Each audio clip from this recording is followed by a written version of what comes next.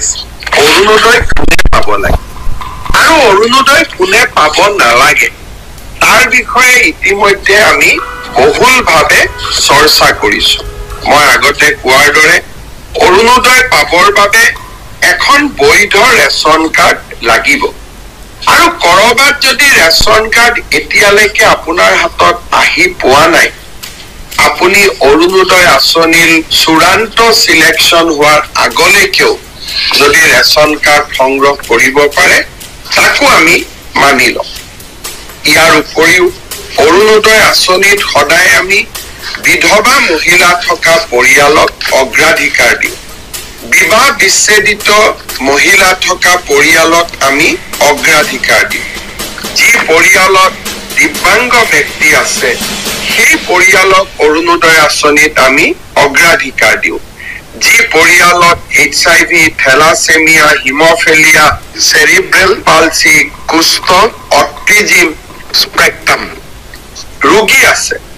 সেই পৰিয়ালকো আমি অৰুণোদয় আঁচনিত অগ্ৰাধিকাৰ দিওঁ দ্বিতীয়তে যিসকল মহিলা বৃদ্ধাশ্ৰমত আছে যিসকল মহিলাই ভিক্ষা কৰি মানুহৰ ঘৰত খুজি মাগি খায় তেওঁলোককো অৰুণোদয় আঁচনিত অগ্ৰাধিকাৰ দিয়া এই সকলোকে দি উঠাৰ পিছত যদি কোনোবা বাকী থাকে সেই অৰুণোদয় আমি সমাজৰ দুৰ্বল আৰু দৰিদ্ৰ শ্ৰেণীৰ মাজত বিতৰণ কৰিম অৰুণোদয় আঁচনিত চৰকাৰী কৰ্মচাৰীসকল অন্তৰ্ভুক্ত হ'ব নোৱাৰে আয়কৰ পৰিশোধ কৰি থকা ব্যক্তিসকলো অন্তৰ্ভুক্ত হ'ব নোৱাৰে আৰু যি পৰিয়ালত 4 চকীয়া বাহন আছে তেনেকুৱা পৰিয়ালো এই আঁচনিৰ অধীনত আহিব নোৱাৰে মই আশা কৰো আপোনালোকে অৰুণোদয় গাঁও সভাত এই নীতি নিয়মসমূহ মানি চলিব অসমৰ প্ৰায় 40 লাখ লোকে অৰুণোদয় আঁচনি পাব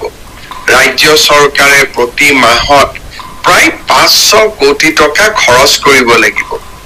গতিকে যিজন ব্যক্তি বা পৰিয়ালে